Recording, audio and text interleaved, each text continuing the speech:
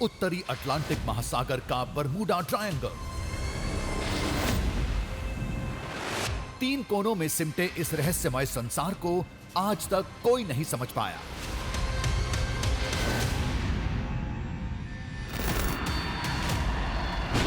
Bermuda triangle के ऊपर से उड़ने वाले हवाई जहाज कहां और क्यों गायब हो जाते हैं, ये पहेली आज तक अनसुलझी है।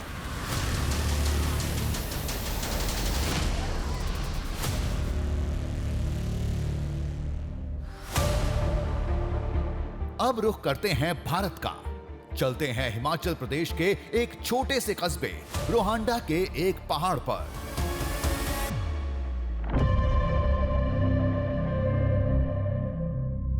हमारे कदमों का रुख भले ही नीचे की तरफ था, लेकिन निगाहें ऊपर मंजिल पर टिकी थीं।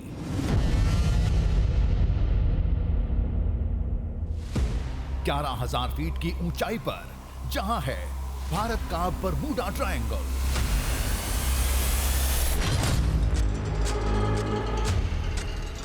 ऐसा हम नहीं कहते, यहां के लोग मानते हैं। जिसने भी इस जलाशय के ऊपर से उड़ान भरी, उसे हादसे ने लील लिया। जिसने भी इसे मामूली झील समझा, उसे जिंदगी का सबसे बड़ा सबक मिला।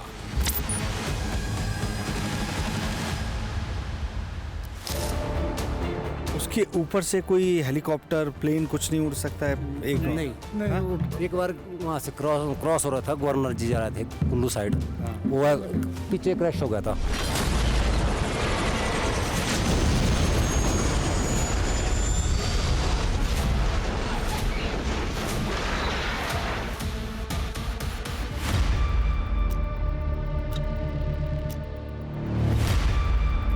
इस झील में आखिर ऐसा क्या है? लोग ऐसा क्यों मानते हैं? क्यों इस जल स्रोत से खौफ खाते हैं? ये जानने के लिए इसे करीब से देखना होगा। कहते हैं इस सरोवर में अरबों का खजाना दबा है। सोने, चांदी, हीरे जवाहरात। शुरुआत पांडवों ने की, बाद के राजाओं ने खजाने में इजाफा किया और लोग आज भी इस परंपरा को निभाते हैं।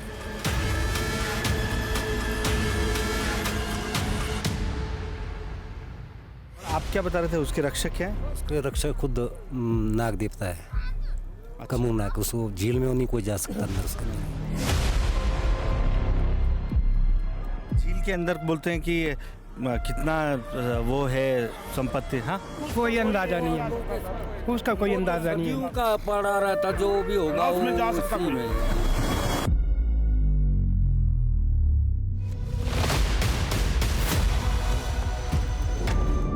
खजाना सामने है, लेकिन मजाल है कोई यहां से एक सिक्का भी निकाल ले। कुछ लोगों ने कोशिश की थी, उनमें से कुछ नाकाम रहे तो कुछ काल की गाल में समा गए, क्योंकि इस खजाने के रक्षक कोई और नहीं, साक्षात शेषनाग हैं।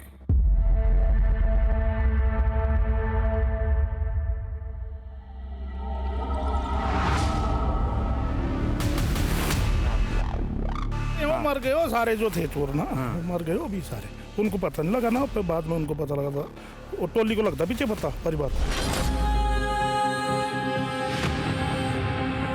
कहते हैं इस झील में एक अलौकिक शक्ति का वास है। वो शक्ति देवता की इस प्रतिमा से है। स्थानीय लोग इन्हें कमरू नाग कहते हैं। महाभारत ग्रंथ में इन्हें बर्बरीक नाम से जाना जाता है और बाहर की दुनिया खाटू श्याम नाम से पुकारती है, जिनके कटे सिर की अलौकिक शक्ति आज भी इस झील में जिंदा है।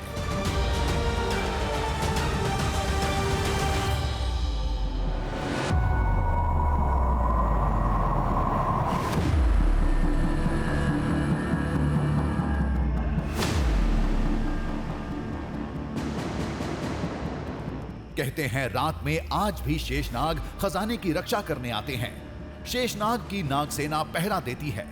उस दौरान यहां कुछ होता है, कुछ ऐसा जिस पर विश्वास नहीं होगा, लेकिन माना यही जाता है कि वो घटना ही कलयुग के इस शक्तिशाली देवता की अपार शक्ति का साक्ष्य है।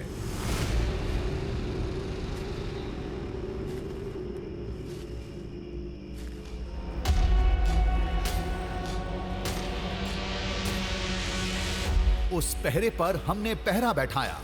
पूरी रात निगाह रखी, तभी कुछ नजर आया।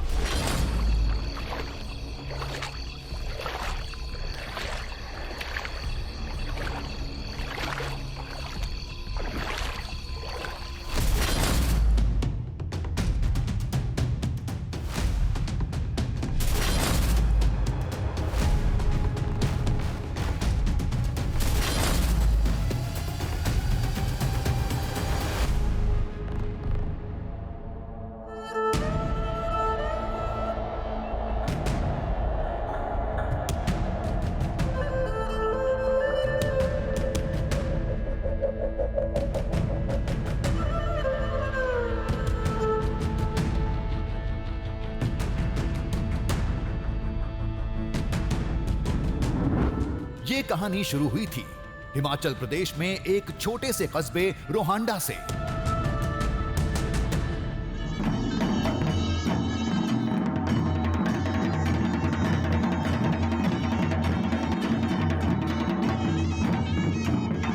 मंजिल था कमरू नाग मंदिर। चढ़ाई के लिए पहाड़ की तरफ जा रहे थे, तभी रास्ते में इस आवाज ने हमें रोक लिया।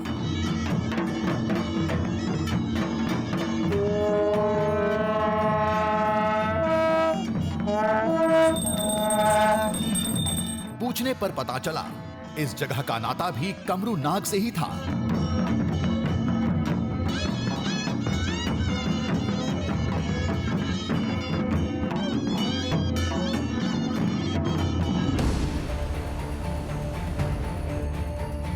ये मंदिर किसी और का नहीं, उसी देवता के पुत्र का था।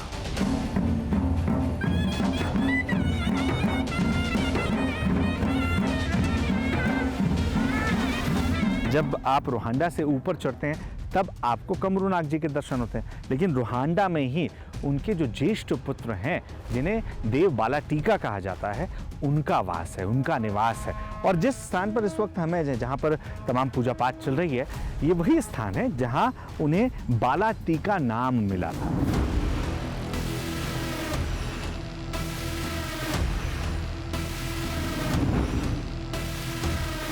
मंदिर भले पुत्र का था, लेकिन सबकी जुबान पर कहानी कमरू नाग देवता, उनके दिव्य सरोवर, सरोवर की अलौकिक शक्ति और उसमें दबे अकूत खजाने की थी।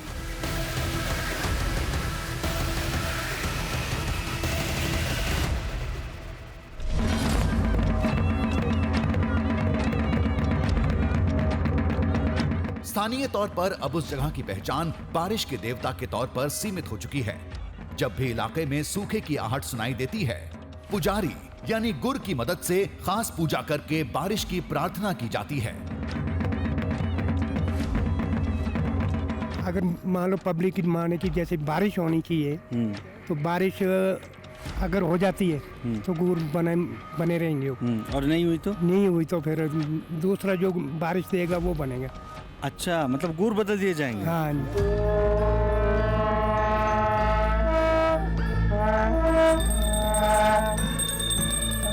आखिर ये कमरू नाग देवता हैं कौन? इस सवाल के जवाब में हमें जिसकी कहानी सुनने को मिली, पौराणिक ग्रंथों में उन्हें बर्बरीक बताया गया है।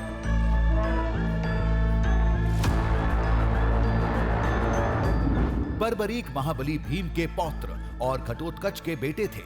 भगवान शिव से उन्हें 3 शक्तिशाली बाण मिले थे, जिसके दम पर बर्बरीक किसी भी युद्ध को 3 दिन में खत्म कर सकते थे। बर्बरीक के एक रूप को ही आज खाटू श्याम देवता का नाम दिया जाता है।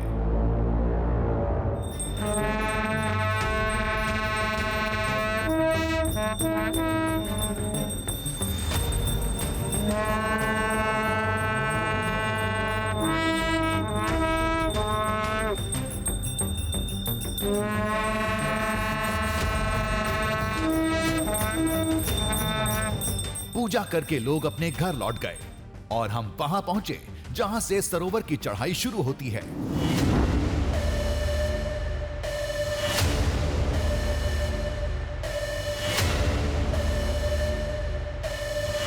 कमरू नाग देवता के साथ उस झील से पांडवों की कहानी इतनी जुड़ी है कि उसे जाने बिना आगे की कहानी समझ में नहीं आएगी।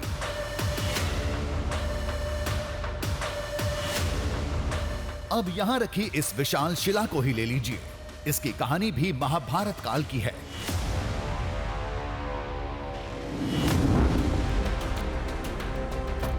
रोहांडा से कमरूनाग की चढ़ाई शुरू होती है और जिस जगह से चढ़ाई शुरू होती है वहां पर आपको ये विशाल शिला नजर आती है जिस पर अब हनुमान जी की एक तस्वीर उकेर दी गई है। अब ये यहाँ पर क्या है? दरअसल ये यहाँ एक दिशा सूचक के तौर पर स्थापित की गई है।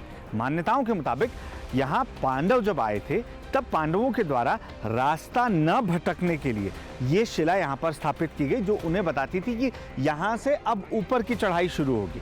रोहांडा में ये आपको एक समतल जमीन पर नजर आता है और यहाँ से ही आपको ऊपर चढ़ना शुरू होता है। तो माना यही जाता है कि भीम ने इस शिला को यहाँ पर रखा था, तब से लेकर अब तक ये यहाँ पर स्थापित है। उसके पास एक मंदिर बना दिया गया है जो भगवान शिव को समर्पित है। जब पांडव यहाँ आए थे तो इसी रास्ते शिखर तक गए थे। उस समय वो झील नहीं थी, मंदिर भी नहीं था, लेकिन कमरूनाग यानी उस समय के बर्बरीक वहां शिखर पर मौजूद थे।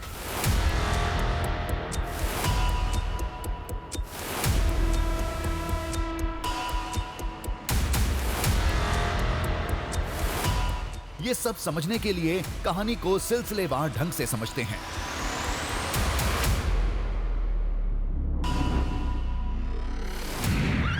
ये उस समय की बात है जब महाभारत युद्ध अपने चरम पर था।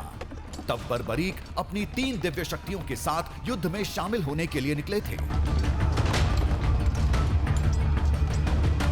जिन्होंने अपनी मां को वचन दिया था कि मैं किसी भी युद्ध में उस पक्ष का साथ दूंगा, उस व्यक्ति का साथ दूंगा जो कमजोर साबित हो रहा हो, जो युद्ध में हारता नजर आ रहा हो। और यही वजह है कि माना जाता है कि अगर बर्बरीक कुरुक्षेत्र के मैदान में होता तो पांडव तो चूंकि इस युद्ध में जीत की ओर बढ़ रहे थे, तो बर्बरीक कौरवों का साथ देता, और कौरवों का साथ देता तो बर्बरीक की एक बाण की शक्ति से पूरा युद्ध खत्म हो सकता था। और ये बात श्री कृष्ण जानते थे। तब श्री कृष्ण ने लीला रची। एक ऋषि के वेश में पीपल के पेड़ के नीचे बर्बरीक से मिले। श्री कृष्ण ने परीक्षा लेने के नाम पर बर्बरीक की दिव्य शक्तियों का इस्तेमाल करा लिया। कृष्ण ने कहा कि अच्छा आप इतने अच्छे हैं तो मैं आपकी परीक्षा ही ले लेता हूँ। बोले कि आप इतने शूरवीर हैं, आपने इतना कोई वर लिया हुआ है, वरदान लिया है भगवान शंकर से, तो ये सारे पत्ते भी नहीं चाहिए इस पेड़ में एक ही बाण से।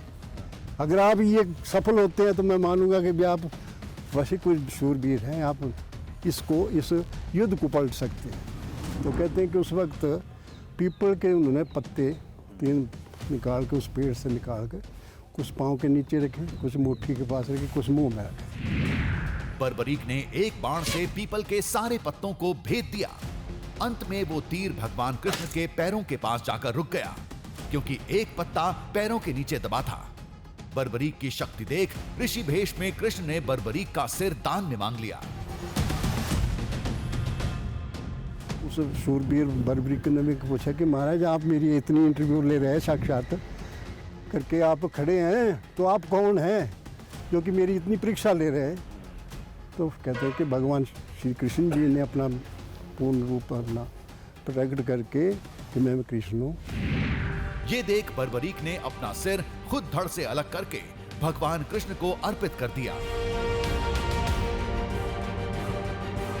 और उस सर को बर्बरीक की जो आखिरी इच्छा थी उसके हिसाब से उन्होंने एक ऐसे ऊंचे स्थान पर रखा जहां से कुरुक्षेत्र की भूमि को, कुरुक्षेत्र में चल रहे महाभारत को बर्बरीक अंत तक देख सके।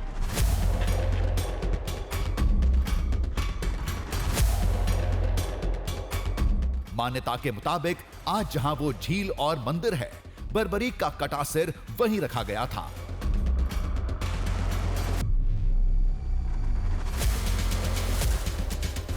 कहते हैं झील की दिव्य शक्तियों की वजह वही चमत्कारी सिर था।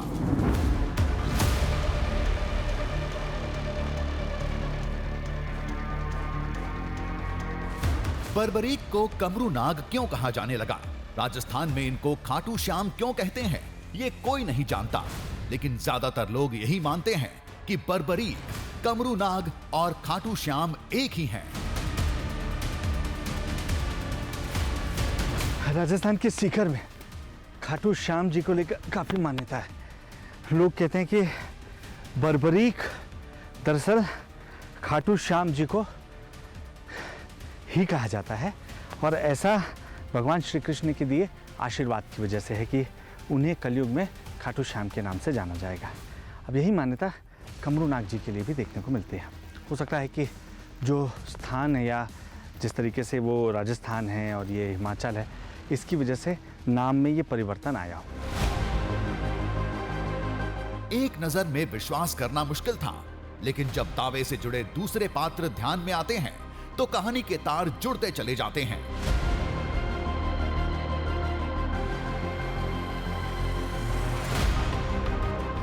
जैसे वो झील, उसकी भी तो कोई कहानी होगी। चलिए ये मान लिया कि उसकी दिव्य शक्तियों की वजह बर्बरीक का अलौकिक सिर था, लेकिन वो झील बनी कैसे, किसने बनाया और क्यों? यहां से शुरू होती है इस चोटी और पांडवों की कहानी।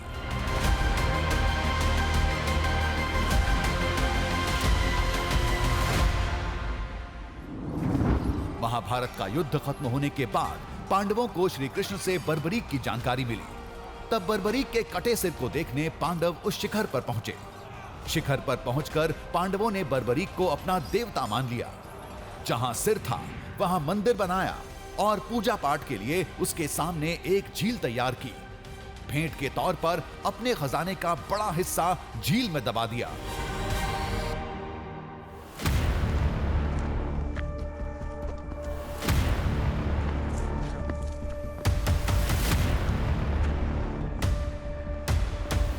कहते हैं भीम ने अपने एक हाथ के वार से सरोवर बनाया था, लेकिन अर्जुन का तीर उसमें पानी लाया था।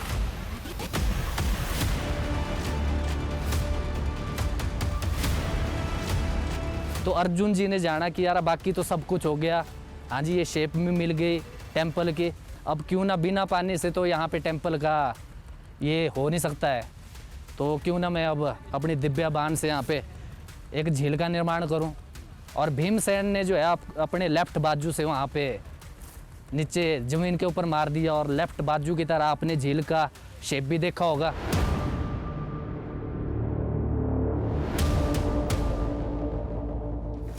बर्बरीक को श्री कृष्ण से कलयुग का देवता बनने का वरदान मिला था।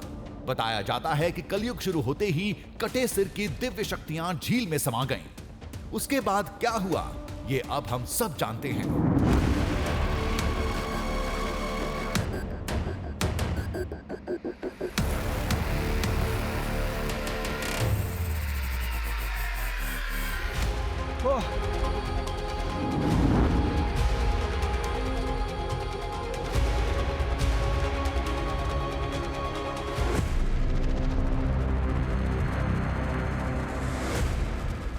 ऊपर लकड़ी का बना एक मंदिर था। मंदिर के सामने एक बड़ी झील थी।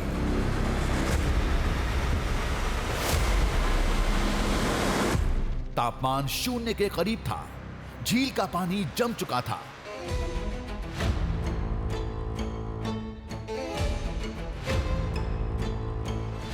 बर्फ में शैवाल भी दबे पड़े थे।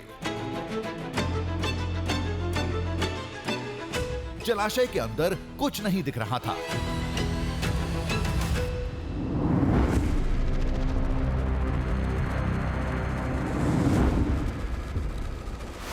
यही वो सरोवर था जिसे चमत्कारी बताया जाता है। दावे के मुताबिक जिसमें खाटू श्याम यानी कमरू नाग के सिर की दिव्य शक्ति समाई हुई थी।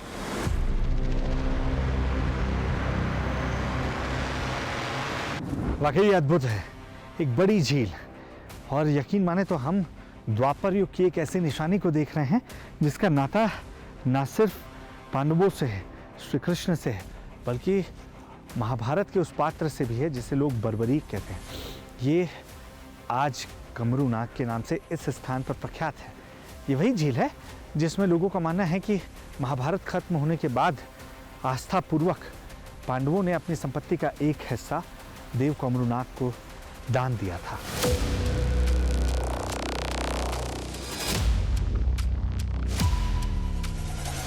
जहां लोगों का ये मानना है कि जब आज़ादी के बाद इलाके के जो राजा थे वो जनता का जो हिस्सा था वो संपत्ति इसी झील में सुरक्षित रखने के उद्देश्य से डालकर गए थे।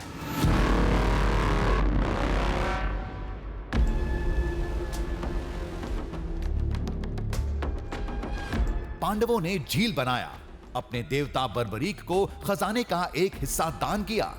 कहते हैं वो खजाना झील में दबाया गया। बाद के राजाओं ने भी इस परंपरा को निभाया।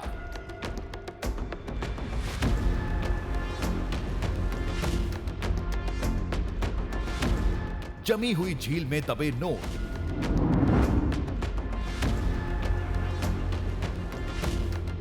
बर्फ के नीचे चमकते सोने के आभूषण बता रहे थे कि यह परंपरा आज भी निभाई जा रही है।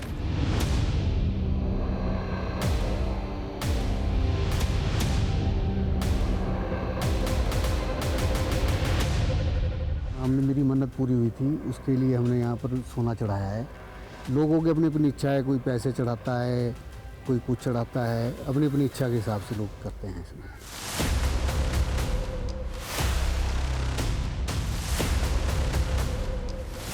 इस झील में कितना सोना दबा है कोई नहीं जानता, न किसी ने जानने की कोशिश की, क्योंकि सबके सिर पर एक खौफ मंडराता है।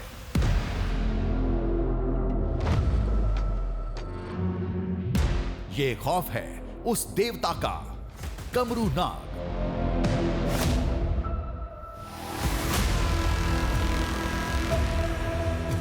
कहते हैं इनकी अदृश्य शक्ति झील में दबे उस खजाने की रक्षा करती है।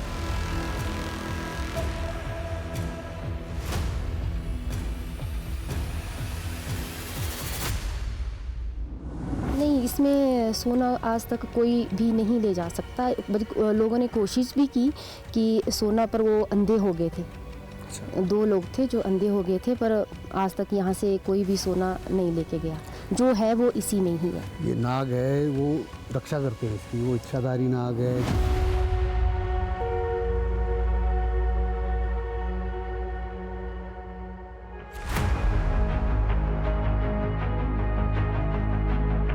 कहते हैं आज जहां ये प्रतिमा रखी है, यहीं पर श्री कृष्ण ने बर्बरीक का सिर रखा था। कलयुग शुरू होते ही सिर झील में समा गया, लेकिन उसकी शक्तियां आज भी जिंदा हैं। खजाने के रक्षक वो शेषनाग भी उसी शक्ति का एक हिस्सा माना जाता है। ये कमरू नाग देवता की मूर्ति है जो पत्थर पर उकेरी गई है। ऐसा लग रहा है कि ऊपर शेषनाग है और नीचे खड़े हुए भगवान विष्णु के जैसा ही स्वरूप यहाँ पर नजर आ रहा है। अब लोग इन्हें वर्षा का देवता मानते हैं। लोग कहते हैं कि ये वही हैं जिन्हें आज दुनिया खाटू श्याम के नाम से जानती है। और ये मंदिर कब से है इसको लेकर कोई आपको लिखित जानकारी नहीं मिलती है। बस लोगों का कहना है कि जब से वो इस स्थान पर हैं वो अपने पूर्वजों से इस मंदिर के बारे में सुनते आ रहे हैं। यही वजह है कि ये मान्यता और ज़्यादा गहरी हो जाती है कि ये मंदिर द्वापर युग से है, यानी पांडवों के द्वारा इस मंदिर का निर्माण किया गया था। इस स्थान पर बर्बरीक का सर रखा गया था, जिसके बाद से इस स्थान को इतना पवित्र माना जाता है और ये एक रक्षक के तौर पर तब से लेकर अब तक, यानी द्वापर से कलयुग तक यहाँ विराजमान है।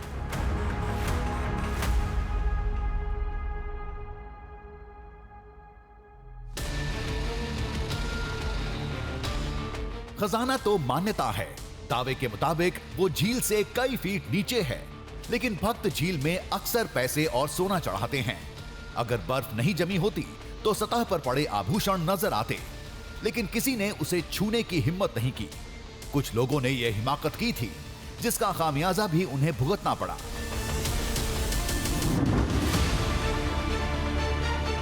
इसका प्रकोप तो लगता है देवता का, परंतु वो प्रत्यक्ष रूप नजर नहीं आता, वो गुप्त रूप से होता है। इसकी शक्ति है, पकड़ता जिसको ही पकड़ लेता है उसके विनाश भी कर लेता है। अगर वो देवता को चढ़ गया उसको छोड़ नहीं सकते, उठा नहीं सकते। अगर ऐसा चाहे बिहार में ले जाऊँ और जेल में अपने परिवार, तो उसका प्रकोप लगता है और इतना लगता है कि पूरा पूरा परिवार भी नष्ट हो जाए। ये है।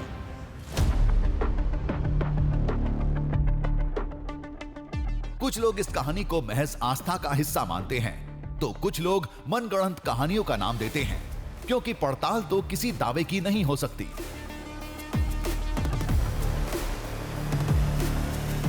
अब कोई इस सरोवर को खोदकर देखने से रहा। रात में नागसेना आती है या नहीं, ये देखना भी नामुमकिन की हद तक मुश्किल था। रात की ठंड में इंसान की कुल्फी जम जाती है। लेकिन एक दावे की पड़ताल करने की तैयारी हम पहले से करके आए थे, जिसके बारे में सफर की शुरुआत में ही लोगों ने बता दिया था। वो जो झील है ऊपर, उसके ऊपर से कोई हेलीकॉप्टर प्लेन कुछ नहीं उड़ सकता है? नहीं, एक बार वहाँ से क्रॉस हो रहा था, गवर्नर जी जा रहे थे कुल्लू साइड, वो पीछे क्रैश हो गया था। उसके कम से कम को 200 मीटर पीछे क्रैश हो गया। उसी की रेंज पे जा रहा है, वहाँ झील तक पहुँचा नहीं, उससे पहले डैमेज हो गया, गिर गया, क्रैश खत्म हो गया। उसके बाद से कोई नहीं जाता? नहीं जाता है, नीचे से जाता है यहाँ से।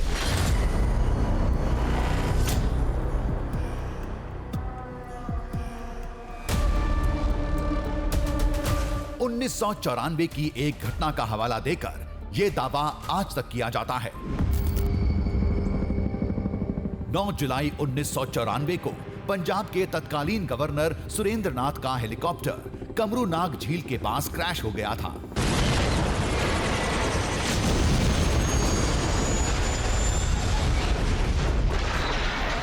जिसमें उनके परिवार के 9 सदस्यों समेत 13 लोगों की मौत हो गई थी। बताया जाता है कि क्रैश के समय हेलीकॉप्टर झील के ऊपर से जाने की कोशिश कर रहा था। तब कुंड के ऊपर से उड़ान नहीं भरने की चेतावनी एक सत्य कथा बनकर रह गई। लोगों का तो यह भी मानना है कि इस झील की चमत्कारी शक्तियां आज भी जिंदा हैं। यही वजह है कि झील के ऊपर से कोई भी विमान उड़ान नहीं भर सकता है। 1994 में सरकारी अमले ने लोगों की इस मान्यता या चेतावनी को दरकिनार कर दिया था। और हुआ क्या था?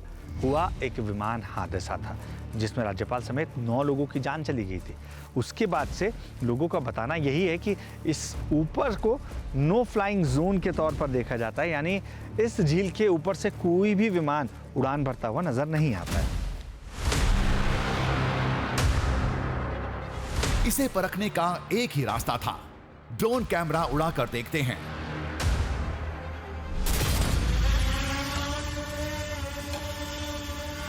झील के ऊपर ड्रोन उड़ा कर देखते हैं, इससे होता क्या है।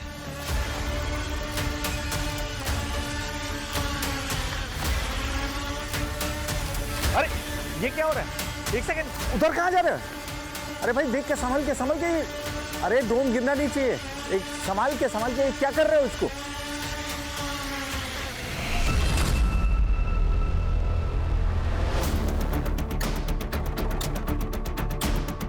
कुछ देर पहले जो भी हुआ था, ये हमें झटका देने के लिए बहुत था। अरे ये क्या हो रहा है? एक सेकंड, उधर कहां जा रहे हो? अरे भाई देख के संभल के। अरे ड्रोन गिरना नहीं चाहिए।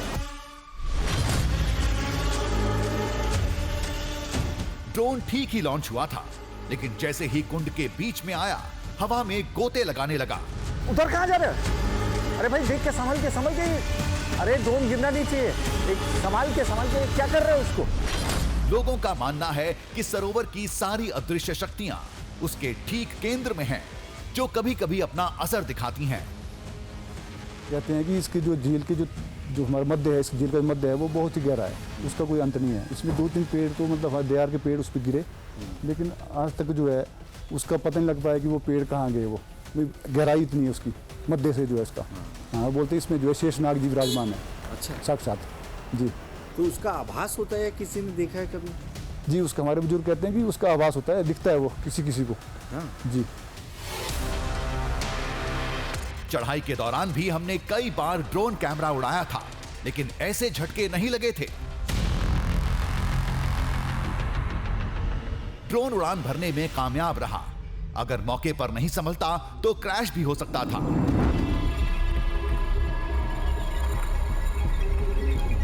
टेक ऑफ के समय कभी कभी ड्रोन को झटके लगते हैं, लेकिन उस कभी कभी का अभी होना सोचने के लिए थोड़ा मजबूर करता है।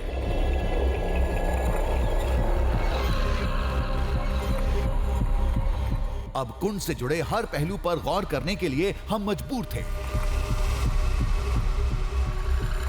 ये झील देखने में तो बिल्कुल सामान्य झील नज़र आ रही है, लेकिन इस झील को लेकर किए जा रहे दावे बिल्कुल भी सामान्य नहीं है। क्या आप सोच सकते हैं कि रात होते ही, जिसमें अभी ज़्यादा वक्त नहीं बाकी है क्योंकि एकाएक यहाँ पर सूरज चला जाता है और अंधेरा पसर जाता है, उसके बाद क्या इस झील के चारों तरफ इसकी रक्षा करने के लिए नागों का डेरा होता है, सांपों का डेरा होता है? लोग तो यही कह रहे हैं और उसके संकेत भी आपको मिलते हैं, ये भी लोगों का दावा है। यही वजह है कि हम कोशिश कर रहे हैं कि इस कड़कड़ाती सर्दी में, जिसमें 2 मिनट भी मुझे पॉकेट से हाथ बाहर निकालना मुश्किल हो रहा है मेरे लिए, उसके बावजूद हम आज यहाँ रात गुजार कर देखेंगे।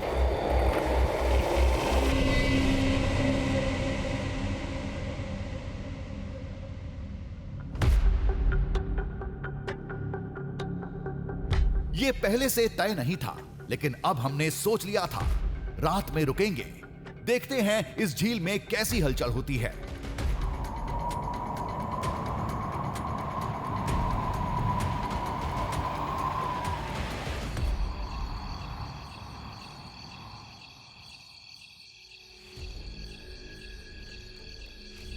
रात होते ही गुप्त अंधेरा छा गया। मंदिर पर रोशनी का इंतजाम पहले से ही था। शांति इतनी थी कि सांस लेना भी शोर लग रहा था।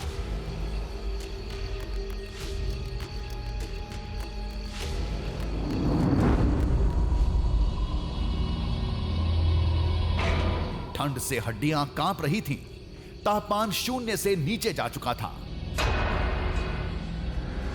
मंदिर परिसर के पास ही मैं मौजूद हूँ क्योंकि यहाँ से झील आपको साफ साफ नज़र आती है और आप खुले में कुछ भी देर नहीं समय बिता पा रहे हैं क्योंकि इतनी ठंड है। और मैं ज़्यादा देर यहाँ पे भी नहीं रुक पाऊँगा क्योंकि पैरों में जकड़न है। यहाँ मंदिर की वजह से आप जूते या चप्पल नहीं पहन सकते हैं और आपका शरीर जम रहा है।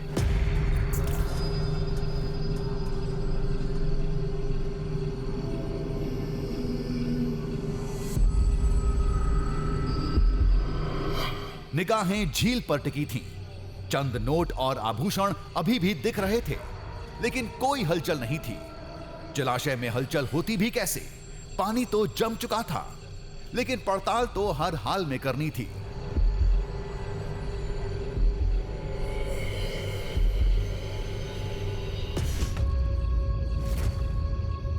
इतनी ठंड में नंगे पांव खड़े रहना नामुमकिन था।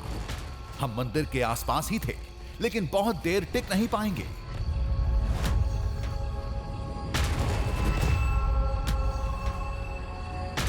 तभी एक आवाज आई।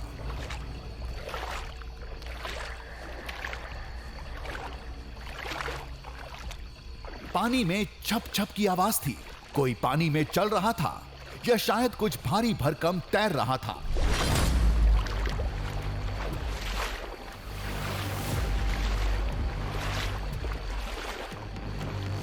लेकिन सरोवर में कुछ नहीं दिखा।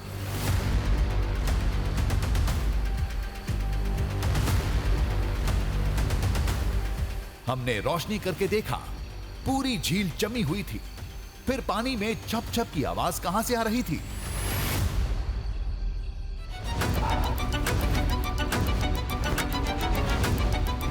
वजह तलाश करते हम पास के जंगल में पहुंच गए, लेकिन कुछ नजर नहीं आया।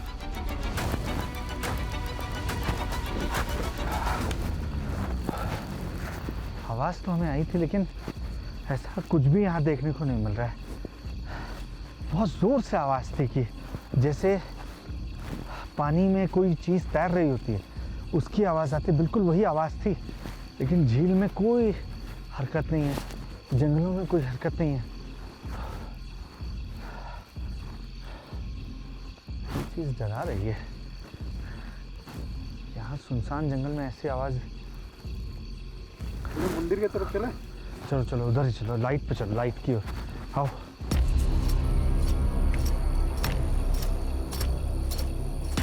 आवाज तो हमने सुनी थी, एकदम साफ थी। पानी में छप छप की ही आवाज थी।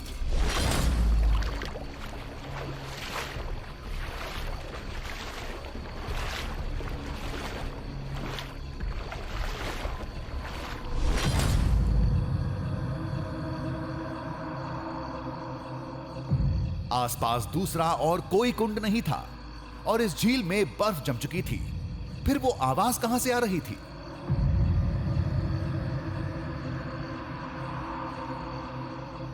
सर्दी का सितम बढ़ता जा रहा था। रात 2 बजे पाला बर्दाश्त से बाहर हो गया। फिर हमने बचने के लिए एक कमरे में शरण ली।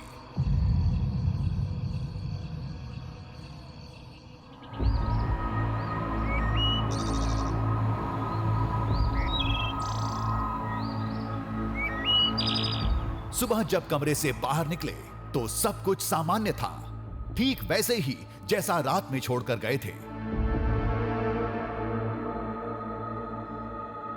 सुबह हो चुकी है।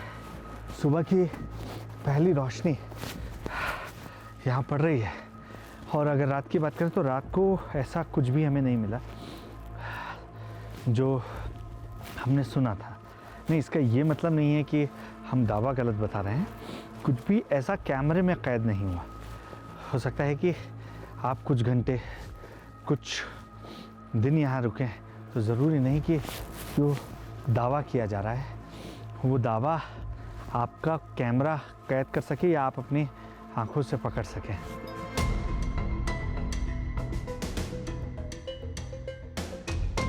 रात की आवाज का रहस्य अभी भी मन में अटका था।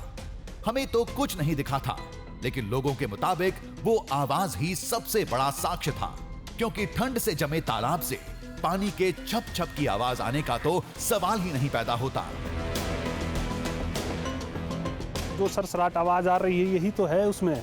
जो नाग देवता है वही तो अदृश्य में आए हुए हैं आपको दिखाने के लिए कि मैं हूँ यहाँ पे। अगर आपको और देखना है तो कुछ दिन और रुकिए, देख लो। जो यहाँ पे चढ़ावा चढ़ता है, जैसे सोना हो गया, चांदी हो गया, कोई पैसा हो गया, जो तालाब में जमे हुए पानी में आपको सरसराट की आवाज़ ही दिखेगी। और नाग देवता थोड़ी आपको प्रत्यक्ष होकर बताएंगे कि मैं हूँ यहाँ पर। यही तो आपको दिख रहा है कि आवाज़ आ रही है। यही तो आपको पता लग रहा है कि कमरुनाग जी है यहाँ पर।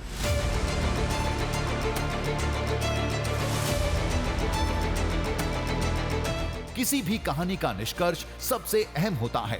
अंत में समस्याएं सुलझती हैं, कुछ प्रामाणिकता का एहसास होता है। लेकिन सच कहें तो हमें ऐसा कुछ भी एहसास नहीं हो रहा था। जो ड्रोन कैमरे के साथ हुआ, उधर कहां जा रहे हो? अरे भाई देख के संभल के। अरे ड्रोन गिरना नहीं चाहिए। रात में हमें जो आवाज सुनाई दी,